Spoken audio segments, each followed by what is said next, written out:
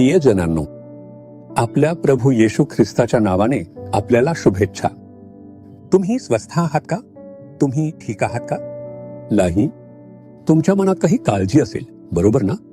कदाचित काही ओझं असेल जे तुम्ही व्यक्त करू शकत नाही. तुम्ही काय करावं याबद्दल चिंतित असाल. देव तुमच्याशी बोलेल याची तुम्ही वाट पाहत आहात, बरोबर ना?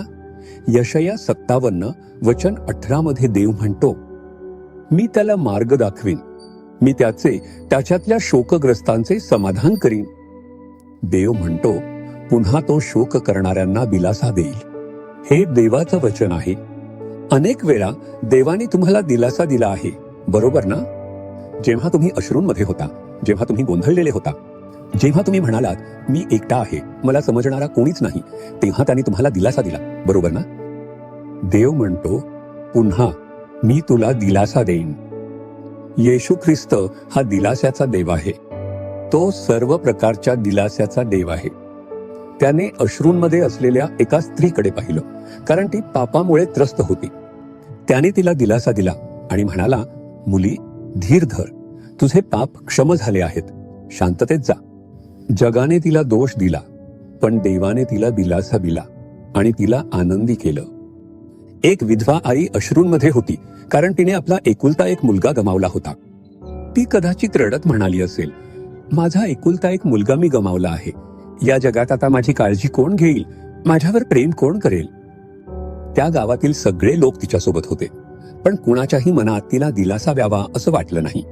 येशू तिचे अश्रू पाहतो, तिच्याजवळ येतो आणि तिला दिलासा देण्यासाठी म्हणतो, स्त्री, रडू नकोस. माझ्या जीवाला तुझे अश्रू सहन होत नाहीत, रडू नकोस. तिला हा दिलासा टिकवून ठेवण्यासाठी त्याने तिच्यासाठी एक चमत्कार केला. त्याने तिच्या मृत मुलाला पुन्हा जिवंत केलं. तो दिलासादायक देव आहे.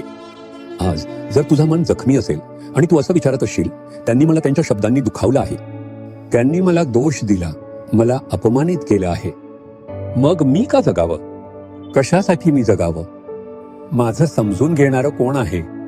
तू असं रडत आहेस का? येशू तुझ्या जवळ येतो आणि तुला दिलासा देतो.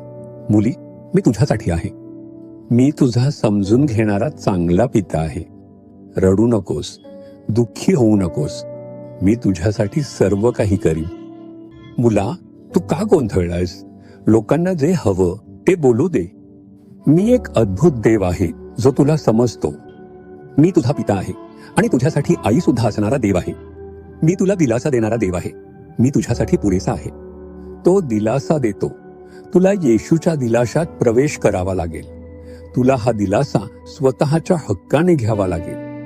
जेव्हा मरियम मग्दलेन कबरीसमोर रडत होती, येशूने तिला विचारले, स्त्री, तू का रडतेस? तू कोणाला शोधतेस? तो तिला दिलासा देत होता.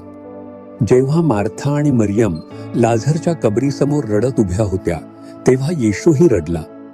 त्याने आपल्या अश्रूंनी त्यांना दिलासा दिला. तो असा देव आहे जो तुझ्यासोबत रडतो. तो तुझ्यासोबत आनंदी होईल. तो तुझ्यासोबत खुश होईल. तू रडशील तेव्हा तो तुझ्यासोबत रडेल. तो तुझे अश्रू पुसण्यासाठी आणि तुला दिलासा देण्यासाठी आहे. तोच येशू ख्रिस्त आहे. तो सर्व दिलास्यांचा देव आहे. तो म्हणतो की आज तो तुला दिलासा देईल. देवा, माझं ओझं खूप मोठं आहे. मला काय बोलावं हेच कळत नाही. माझं मन गोंधळलेलं आहे. मला दिलासा हवा आहे. तू देवाकडे असं मागशील का? आपला हात छातीवर ठेव आणि देवाला विचार, मला पुन्हा दिलासा दे. बाप्पा, तू म्हणालास मी तुला पुन्हा दिलासा देईन. ही मुलगी, हा मुलगा रडतो आहे. त्यांचं हृदय आक्रंदक आहे. त्यांना दिलाशाची आस आहे. तुझ्या मुलांना पुन्हा दिलासा दे. ती उदासी दूर कर आणि त्या जखमा बऱ्या कर. आता त्यांच्या आत्म्याला नवा आनंद दे. त्यांचं हृदय दिलास्याने भरू दे. त्यांच्या आत्म्यात दिलासा भरू दे. त्यांच्यासाठी कल्वरीच्या क्रुसावर झालेल्या तुझ्या मृत्यूची आठवण ठेव आणि त्यांच्या हृदयात तुझा दिलासा भर. येशू ख्रिस्ताच्या नावाने हा दिलासा त्यांच्या आत्म्यात भरू दे. आमेन, आमेन. जीसस रिडीम्ड मराठी ह्या YouTube चॅनेलला सबस्क्राईब करा. सबस्क्राईब बटनावर क्लिक करा आणि बेल चिन्हावरही क्लिक करा. दररोजच्या नवीन कार्यक्रमांची माहिती मिळवा.